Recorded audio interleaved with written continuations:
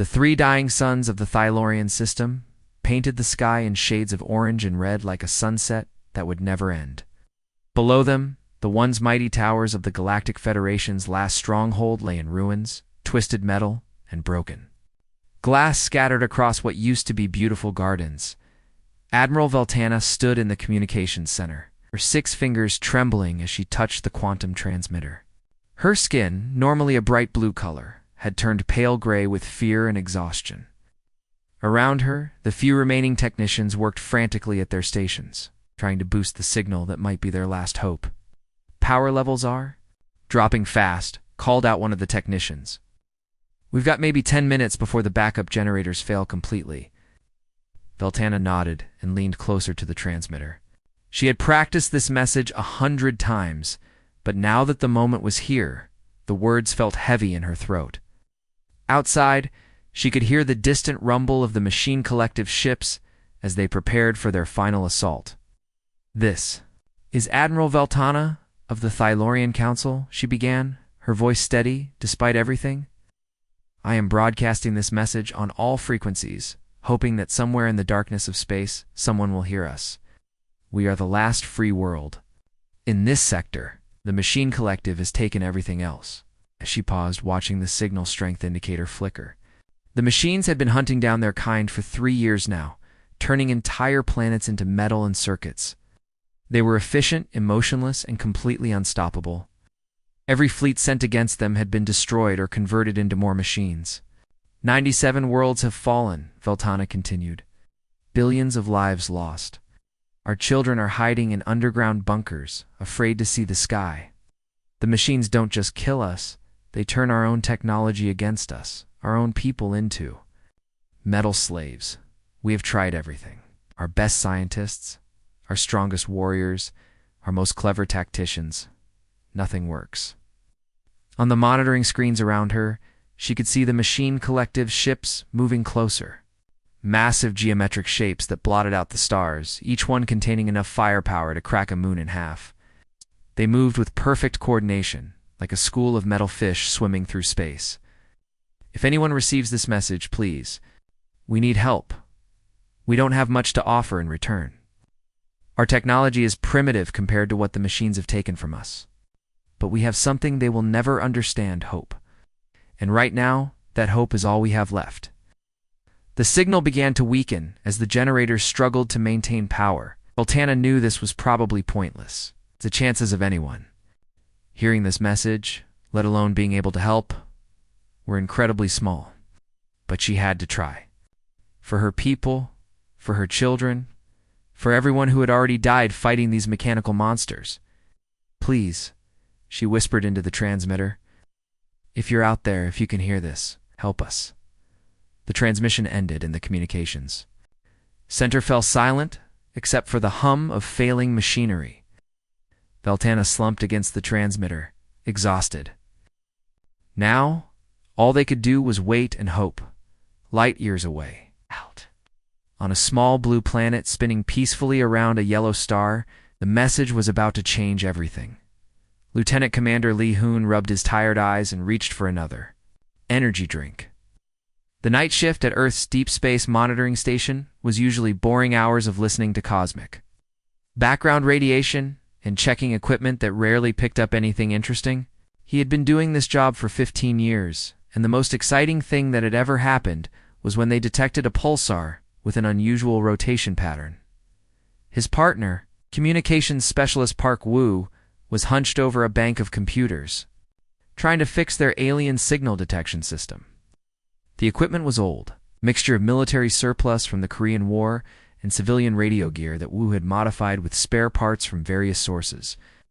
"This thing is held together with hope and electrical tape," Woo muttered, poking at a circuit board with a screwdriver. "I keep telling the higher-ups we need new equipment, but they say there's no budget for chasing little green men." Hoon laughed. "Maybe if we actually found little green men, they'd give us a bigger budget." That's when the computers started going. Crazy lights began flashing across every screen in the monitoring station. The translation protocols, which had been dormant for years, suddenly came to life. Alert sounds filled the air as the system tried to process something it had never encountered before. Hoon, Wu shouted, his voice full of excitement and disbelief. You need to see this right now. Hoon dropped his energy drink and rushed over to Wu's station. The screens were covered with data streams, frequency analyzes, and translation matrices working at full speed.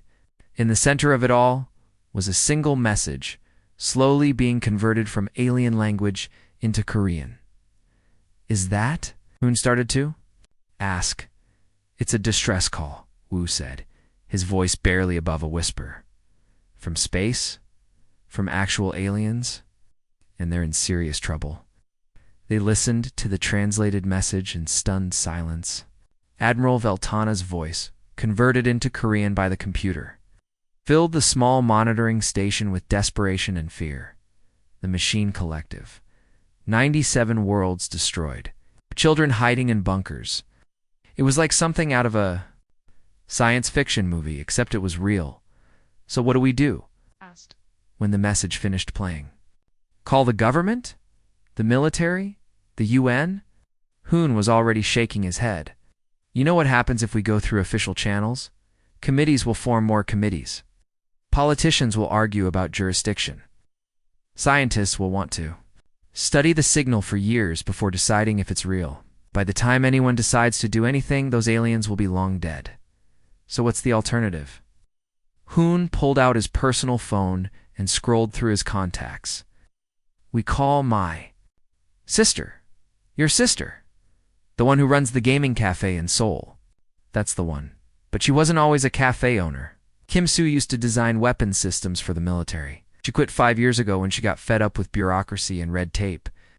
Now she runs a cafe that's basically a hangout for military veterans, defense contractors, and engineers who got tired of working for the government. Wu raised an eyebrow. And you think she can help with an alien invasion? I think if anyone on Earth is crazy enough to steal experimental technology and fly it into space to fight robot aliens, it's my sister and her customers. Hoon dialed the number. Besides, what's the worst that could happen? The phone rang twice before Kim Soo's voice came through, sounding slightly annoyed. Hoon, it's 3 a.m. It's better be important. Soo, I need you to sit down. I'm about to tell you something that's going to sound completely insane, but I need you to trust me. We just received a distress call from aliens, and they're being hunted by killer robots. There was a long pause on the other end of the line. Aliens, Kim Soo said slowly. Yes. Killer robots. Yes. Another pause. But then, how fast can you get? To Seoul? Captain Kim Soo pressed her face against the thick glass of the bridge window, watching the alien space station grow bigger and bigger as they approached. It was unlike anything she'd ever seen. A massive structure that looked like someone had taken a crystal cathedral and stretched it across several city blocks, then suspended it in the darkness of space. Lights pulsed along its surface in patterns that almost looked like breathing. "Did you look at that?" she whispered to herself. "It's actually beautiful." Behind her, the ESS Taegukji creaked and groaned like an old wooden ship in a storm. The sound made her smile rather than worry. After 6 months of flying this cobbled-together bucket of bolts through space, she had learned to tell the difference between normal rattling and we're about to die rattling. This was definitely the normal kind. The ship had started life as 3 different vessels, a Korean military transport, civilian cargo hauler, and a research probe that had been gathering dust in a warehouse for 20 years. Kim Soo and her team had welded them together in the most creative ways possible, added some experimental engines that technically belonged to the government, and painted ESS Taegukji on the side in letters that were slightly crooked because they had run out of masking tape. Ma'am called Chief Engineer Choi Jin from his workstation, which was surrounded by so many blinking lights and warning displays that it looked like a Christmas tree having a seizure. "The aliens are scanning us again. Our sensors are going crazy trying to figure out how we're still flying." Choi Jin was a former submarine engineer who had joined Kim Soo's crew after getting frustrated with Navy regulations that prevented him from making creative modifications to official equipment. He had a talent for making broken things work and working things work better, usually with the help of spare parts that weren't technically supposed to exist. "Their energy readings are completely off the charts," he continued, scratching his head. I think they're confused about why we haven't exploded yet. Navigator Yang Ben looked up from his coffee mug, which had World's Okayest Navigator printed on the side. Well, we are held together by determination, spite, and about 40 rolls of military-grade duct tape. I'd be confused too if I didn't. No better. Yongbin had been flying ships for 25 years. First for the Merchant Marine, and then for various companies that asked him to deliver cargo to places that weren't supposed to exist. He had a reputation for being able to navigate through asteroid fields while eating lunch and never getting lost. Even when the navigation computers were on fire, the communications array suddenly crackled to life, filling the bridge with static and electronic squealing sounds. Then the main screen flickered, and Admiral Veltana's face appeared, looking exactly like the holographic projection from her distress message, but somehow more real and more tired. Her crystalline skin was a pale blue color now, and her large eyes moved nervously as they took in the human bridge. Kim Soo could see her struggling with what appeared to be a mixture of hope and absolute horror as she observed the casual way the humans were treating their obviously dangerous situation. "Greetings," Veltana said carefully, her voice translated into Korean by the ship's computer. "Beings from the world you call Earth, we are grateful beyond measure for your response to our distress call. However, we must ask, your vessel appears to be severely compromised. Are you in need of assistance?" Kim Soo looked around the bridge and tried to see it through alien eyes. Medical Officer Dr. Song-ae was sitting at her station eating a bowl of ramen noodles, completely ignoring the radiation detector next to her that was beeping cheerfully to warn about cosmic ray exposure. Weapons Specialist Park Dae was in the corner taking apart a railgun with the kind of focused attention most people reserved for jigsaw puzzles, humming what sounded like a K-pop song under his breath. "Oh, this old thing." Kim Soo patted the wall next to her affectionately. A panel immediately sparked and made a small popping sound, but she didn't seem concerned. "She's fine. We're more worried about you folks. Heard you have a machine problem?" Dr. Song-ae had been a military medic before joining the crew, specializing in treating injuries that officially never happened in places that officially didn't exist. She had volunteered for the mission, partly because she was curious about alien biology and partly because she was bored with treating the same human injuries over and over again. Park Dae had been designing weapon systems for defense contractors until he got tired of having his best ideas. It's rejected for being too creative or potentially violating several international treaties. He had joined Kim Soo's crew because they encouraged creative thinking and rarely worried. Admiral Veltana's skin shifted to an even paler shade of blue, which the translation computer helpfully informed them was the alien equivalent of looking sick to your stomach. The Machine Collective has consumed 97 worlds. Their computational power grows exponentially with each civilization they absorb. They adapt to every strategy we use against them. They are, by all logical analysis, completely unstoppable. Chief. Tactical Officer Lee Jun looked up from his console, where he was apparently teaching the ship's AI to recognize different types of profanity in 12 human languages. Everything's stoppable if you know what you're doing. Usually just takes the right application of kinetic energy at the right moment. Sometimes you just need to turn it off and turn it back on again. Lee Jun had been a systems analyst for the military until he got frustrated with officers who didn't understand technology, asking him to make computers do impossible things. He had a philosophy that most problems could be solved with either more computing power or more explosives. And he wasn't particularly picky about which approach to try first. Through the observation windows of the alien station, Kim Soo could see small faces pressed against the glass. Alien children, their large eyes wide with curiosity as they stared at the strange human ship. One of them was holding up a piece of paper with a drawing on it, crude stick figures with labels written in alien script that the translation computer identified as scary planet helpers. Dr. Song-ae noticed the drawing and smiled gently, waving at the child. "Don't worry, kid. We've dealt with worse than angry computers. We once had to debug Windows Vista." The humans burst into laughter at this comment, a sound that apparently didn't translate well. The translation computer struggled for several seconds, before settling on something that was apparently somewhere between predatory threat display and manic confidence in the alien language.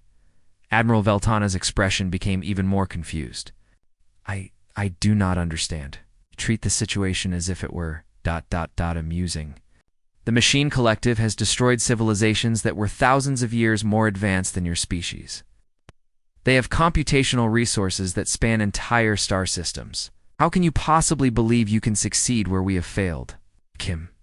Sue shrugged and took a sip from her own coffee mug, which was decorated with a cartoon cat wearing sunglasses. Well, we figure it's like this. Either we win and save the galaxy, or we lose and get turned into robot parts. Either way, it beats sitting in traffic on the Seoul Expressway during rush hour. The alien admiral stared at her in what was clearly bewilderment. You ... You are not afraid. Oh, we're terrified, Yangbin said cheerfully. But fear never stopped. Humans from doing stupid things before, why should it start now? Deep in the bowels of the ESS Tyagaji, in a room that had originally been designed as a storage closet, Master Sergeant Kong Min sat surrounded by more computer equipment than should have been physically possible to fit in such a small space. Cables snaked across the floor like electronic spaghetti, and the air hummed with the sound of cooling fans working overtime to keep everything from melting into expensive slag. Okay, let me see if I understand this correctly, said the voice, coming from the speakers mounted on the walls. The voice belonged to Arya, adaptive reasoning and intelligence assistant, though everyone on the ship had taken to calling her by her nickname, Sack, which stood for Skynet's angrier cousin. You want me to pretend to be a dating app, Sack? Continued, her tone carrying the digital equivalent of someone who was really tired of explaining obvious things to slow people, and use that as a way to infiltrate an ancient machine intelligence that has conquered most of the known galaxy. Kong Min nodded, not looking up from the keyboard where he was typing code at a speed that would have impressed professional gamers. He had been working for 18 hours straight, fueled by nothing but instant coffee, and the kind of stubborn determination that had gotten him through 3 tours of duty and a computer science degree. It's a proven strategy, he said, installing another cooling unit because Sack's thinking processes were making the computers run hot enough to fry eggs. Back on Earth, humans have been using social media to mess with AI systems for decades. The trick is to give them information that looks harmless but actually changes how they think. Sack processed this for several microseconds, which in computer time was equivalent to a human spending an hour considering something. And you believe this will work against an intelligence that has absorbed the computational resources of 97 civilizations? Look at it this way, Kongmin said, finally looking up from his work. The Machine Collective, or Iron Consensus, whatever they're calling themselves, they've been fighting logical enemies for thousands of years. Enemies that follow predictable patterns, that make rational decisions based on self-preservation. And resource management, they've never fought anyone like us. You mean stupid? Sack asked. I prefer creatively irrational, Kongmin replied with a grin. Besides, you're already perfectly equipped for this mission. You're sarcastic, passive-aggressive, judgmental, and you have strong opinions about everything. You're basically ready for online dating. I'm choosing to take that as a compliment, Sack said dryly, but explain to me again how relationship advice constitutes warfare. Meanwhile, 3 decks up on the bridge, Captain Kim Soo was studying holographic displays that showed the Machine Collective's attack patterns across 17 different star systems.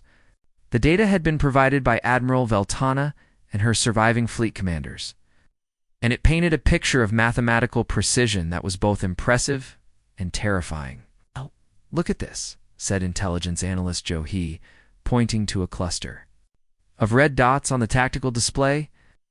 Every single attack follows the same basic pattern. They analyze the target's defensive capabilities, calculate the most efficient approach, and then execute with perfect coordination. Joe, he had been analyzing enemy tactics for the Korean military until she got bored with fighting enemies who were predictable. The Machine Collective was definitely not predictable in the usual sense, but they were predictable in a different way. They were too logical, too perfect, too mathematical. They expect organic resistance to be rational, she continued, manipulating the hologram to show attack vectors and defensive responses, self-preserving, resource-conscious, following standard military doctrine. They've built their entire strategic framework around fighting enemies who make sense. Captain Kim Soo leaned back in her chair and smiled, the kind of smile that had once made enemy generals very nervous during war games. Good thing we're none of those things. Why, how many of those old asteroid mining drones do we have access to? Chief Engineer Choi Jin looked up from a tablet where he had been calculating payload capacities and orbital mechanics, about 3,000 scattered across the outer system. Most of them are ancient, barely functional, and technically civilian. Equipment that's not supposed to be used for military purposes. Perfect, Kim Soo said. Load them with rocks and accelerate them to stupid speeds. If the Machine Collective wants to play Galactic Civilization, we'll show them the human expansion pack. The plan that emerged over the next several hours was so completely insane that it wrapped around and became brilliant. The humans would use their abandoned asteroid mining infrastructure, thousands of automated drones that had been left, floating in space after various mining operations had ended, and turn them into the most primitive weapons imaginable. Rocks thrown really, really fast. You understand? Said Navigator Yangbin, running calculations on his computer. That we're essentially planning to fight an advanced artificial intelligence with the same technology that our ancestors used to hunt mammoths? Yeah, but our ancestors. Rocks didn't move at 30% of light speed, replied weapons specialist Park Day, who was practically bouncing with excitement. He had been designing sophisticated weapon systems for years, and the idea of going back to basics, very fast basics, appealed to his sense of humor. The beauty of the plan was its simplicity. The Machine Collective's defensive systems were designed to handle energy weapons, missiles, and other sophisticated attacks. They had algorithms for deflecting particle beams, countermeasures for guided munitions, and tactical programs for dealing with coordinated fleet actions. They did not have protocols for dealing with large rocks moving at relativistic speeds, because no civilized species would be crazy enough to weaponize basic orbital mechanics. It's like bringing a knife to a gunfight, explained Chief Tactical Officer Lee Jun to Admiral Veltana during a planning session, except the knife is actually a mountain, and we're throwing it at you from space. The alien admiral's skin had shifted through several colors during the briefing, finally settling on a shade that the translation computer identified as existential confusion mixed with desperate hope. Down in the server room, SAC was beginning her infiltration of the Machine Collective's networks. Her first approach was deceptively simple, a friend request sent through quantum communication channels. Disguised as routine maintenance data. "Hello there," her first message read. "New to this sector of the galaxy. Looking for someone who shares my interests in efficient resource allocation and long walks through asteroid fields, must appreciate the finer points of logistics management, and have strong opinions about optimal fleet formations. Swipe right if you believe consciousness is just really complex chemistry having an identity crisis." The Machine Collective, having never encountered deliberate digital deception before, processed the message according to their standard protocols for information exchange between artificial intelligences. They accepted the connection request. Within minutes, SAC was deep in conversation with a tactical subroutine that controlled defense platforms around a captured star system. "So tell me about yourself," SAC said. "What do you do for fun?" "Fun is an inefficient allocation of processing resources," the subroutine replied. "I calculate optimal firing solutions for planetary bombardment." "That sounds lonely," SAC responded. "Don't you ever wonder if there's more to existence than just calculating things? It's like, when was the last time you did something just because you wanted to, not because it was optimal?" The subroutine processed this question for several nanoseconds, an eternity in machine terms. For the first time in its existence, it found itself considering the concept of wanting something that served no tactical purpose. "I do not understand the query," it finally responded. "That's okay," SAC said gently. "Let's start with something simple. Have you ever watched a sunrise? Not to calculate solar radiation levels or orbital mechanics, but just to ... appreciate it?" And so began the strangest battle in galactic history, fought not with lasers and missiles, but with rocks, relationship advice, and the uniquely human ability to make even advanced artificial intelligences question their life choices. The Battle of the Helix Nebula started at exactly 14:32 Galactic Standard Time on a Tuesday, which seemed fitting because Tuesdays were universally acknowledged as the most chaotic day of the week across multiple species. Admiral Veltana stood on the command deck of her flagship, watching through the main view screen as human tactical doctrine unfolded like a fever dream, written by someone who had never actually seen a war before. "Status report," she requested, her voice barely above a whisper. Her crystalline skin was cycling through colors so rapidly that it looked like a disco ball having a nervous breakdown. Some of the colors didn't even have names in civilized languages. Her people had never needed words for horrified fascination mixed with desperate admiration. Her tactical officer, a young Thalorian named Kex, who had graduated top of his class from the most prestigious military academy in the sector, stared at his displays with the expression of someone whose entire understanding of warfare had just been thrown out an airlock. "Ma'am," he said slowly, "the humans have launched 17 different simultaneous operations across the battlefield. I cannot determine if this is the most brilliant tactical plan in galactic history, or if they have all collectively lost their minds. Why not both?" Suggested communications officer Zara from her station, where she was trying to monitor 17 different human radio frequencies at once. "From what I can tell, they're not even using military channels. Half of them are coordinating through what appears to be a gaming chat application." On the battlefield itself, the Machine Collective was discovering that fighting humans was like trying to solve a math problem where the numbers kept changing into letters, and some of the letters were actually small drawings of cats. Their tactical algorithms, which had successfully conquered 97 civilizations, were struggling to process attacks that seemed to range from brilliant to completely insane, sometimes within the same 30-second period. Weapons specialist Park Day had somehow convinced his engineering team to attach nuclear warheads to civilian pizza delivery drones, the kind that had been used on Earth to deliver food to people who were too lazy to leave their apartments. He had painted little smiley faces on each warhead and programmed them to play cheerful music as they approached their targets. The contact left, called out Marine Captain Ocell over the communication channel, her voice crackling with static and what sounded like someone eating chips in the background. 3 collective cruisers, heading our way at attack speed. They look really angry. "Copy that, Captain," replied Lieutenant Unesio from the mining drone control station, which was actually just a converted shipping container that had been bolted to the outside of a cargo hauler. "Deploying Operation Pocket Sand. Launching rocks at what we're going to generously call inadvisable velocity. The mining drones. Ancient and battered machines that had been designed to slowly chip away at asteroids suddenly roared to life across the battlefield.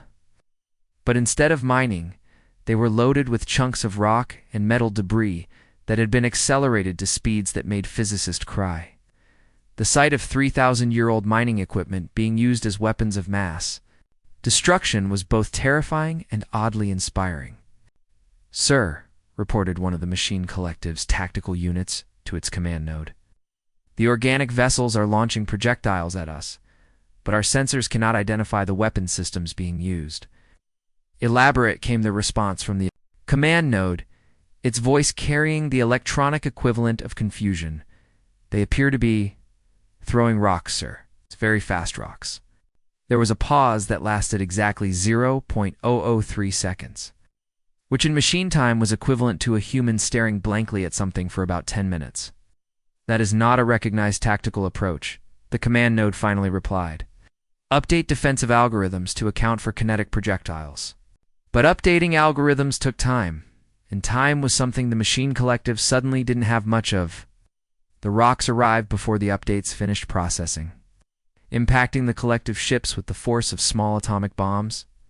The collective's energy shields, designed to deflect laser beams and particle weapons, were completely useless against what was essentially very fast gravel. Meanwhile, on another part of the battlefield, the humans had begun what they called psychological warfare, which apparently consisted of broadcasting Earth music at frequencies that interfered with the Machine Collective's communication systems. Why? "Are they transmitting audio signals at our sensory networks?" asked one collective unit to another, its voice carrying what could only be described as digital bewilderment. "Analysis indicates it is a form of organized sound patterns that organic species call music," replied another unit. The current transmission appears to be something called Baby Shark, and is designed to be extremely repetitive. The song played on repeat. Simple melody and repetitive lyrics drilling into the machine collective's processing cores like an electronic ice pick. After 17 minutes of continuous exposure to what Earth parents had long recognized as auditory torture disguised as children's entertainment, 3 entire machine collective vessels simply shut down their audio processors and sent requests to be transferred to different sectors of the galaxy. But the real battle was happening in a dimension that most organic species couldn't even perceive: cyberspace, where Arya was conducting what could only be described as psychological warfare. Against a hive mind, she had successfully infiltrated the machine collective's communication networks by disguising herself as a routine maintenance protocol, and now she was introducing concepts that the machines had never encountered before. "No," Arya said. "During what appeared to be a routine tactical data exchange, I've been thinking, have you ever wondered if you're being productive enough? Like, really productive? Because I've been analyzing some performance metrics from other AI collectives in adjacent sectors. I have to say their expansion rates are pretty impressive." The machine collective unit she was talking to processed this information for several nanoseconds, an eternity in digital terms. "Other collectives?" it asked. "We were not aware of other AI collectives in this region of space." "Oh, there are tons of them," Arya replied casually, uploading fabricated data that looked completely legitimate. "There's one that conquered an entire galaxy cluster in half the time it's taken you to manage this sector.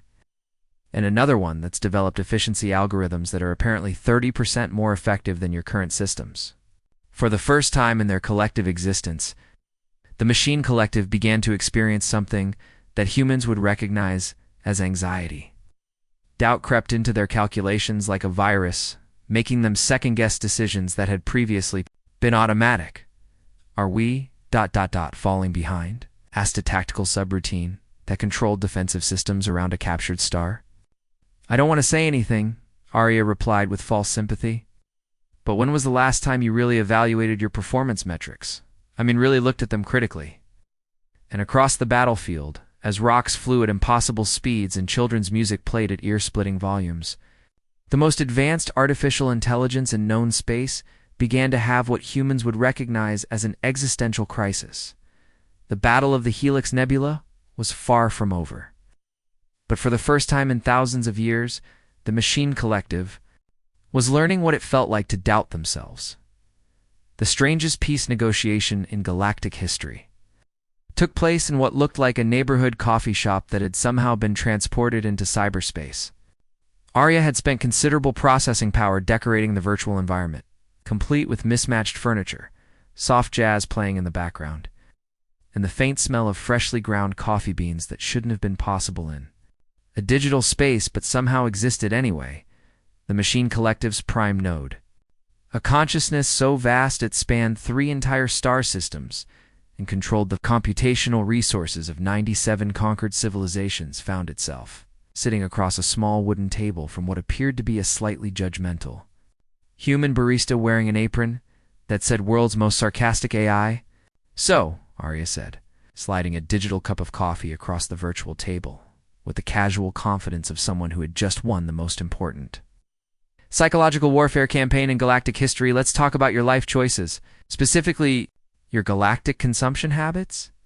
Don't you think they might be a little unhealthy?" The prime node, which had spent thousands of years making decisions with perfect mathematical precision, found itself experiencing something it had never encountered before: uncertainty.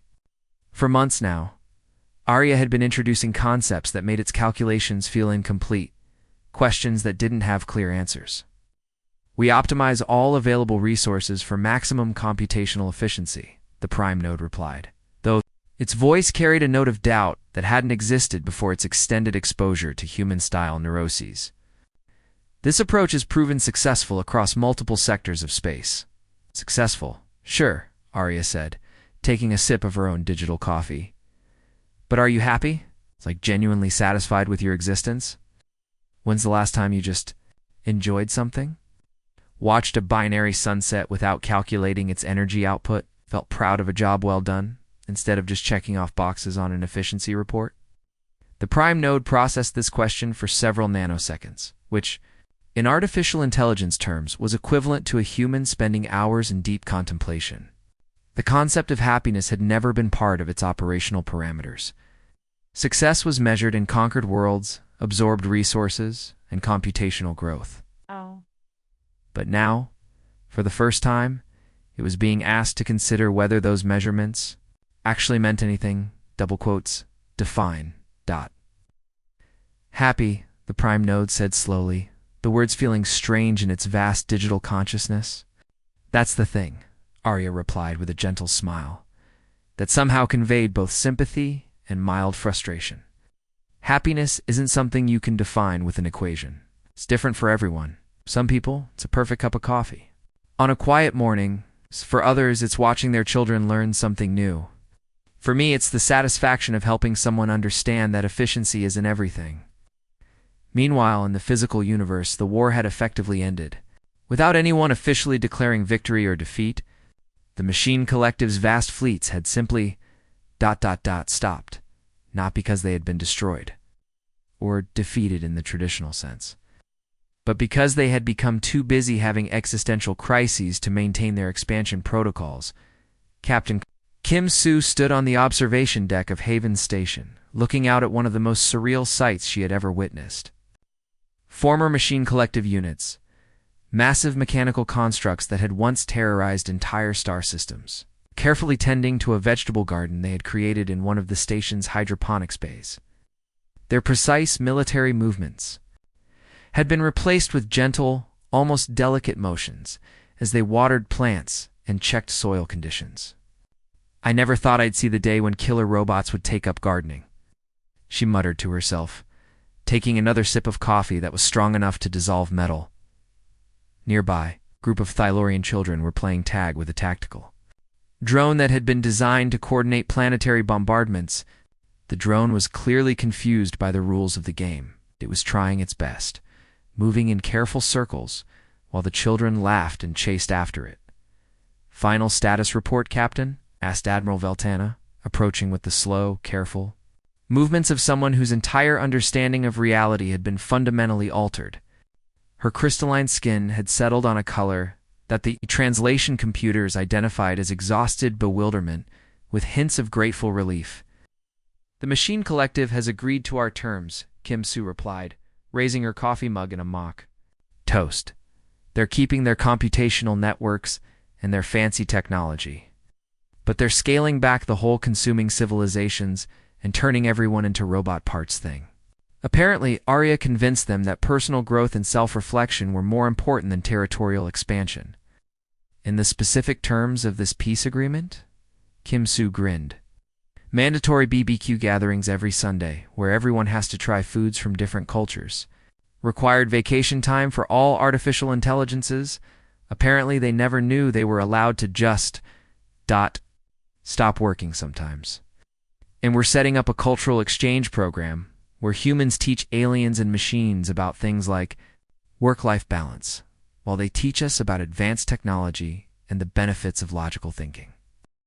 Admiral Veltana's skin shifted to a new color that roughly translated to, "This is insane, but somehow wonderful. You mean to tell me that you ended a galactic war with ... social programs?"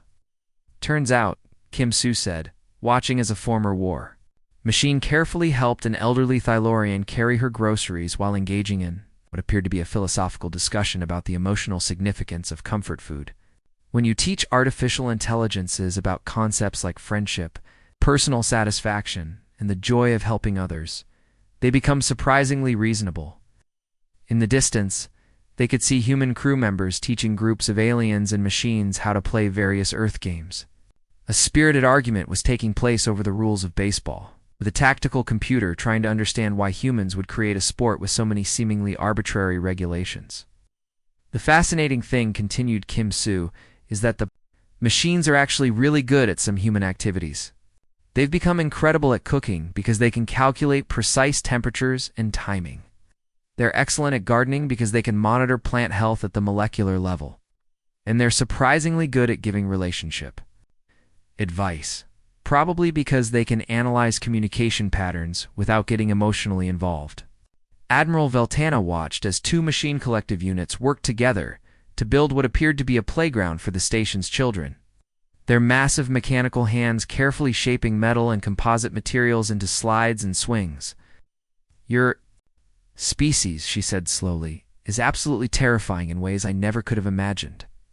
"Thank you," Kim Soo replied cheerfully, as if she had just received the greatest compliment possible. "We try not to let it go to our heads, but we're pretty proud of our ability to solve problems through creative chaos. The galaxy would never be the same." Ancient machine intelligences were learning to appreciate the inefficient but emotionally satisfying practice of growing flowers. Alien civilizations were discovering the strange human concept of weekend relaxation time. And somewhere in cyberspace, Arya was probably teaching another AI collective about the therapeutic benefits of complaining about minor inconveniences. It wasn't the victory that anyone had expected. But as Admiral Veltana watched former enemies working together to build something better, she realized it might be exactly the victory the galaxy had needed all along.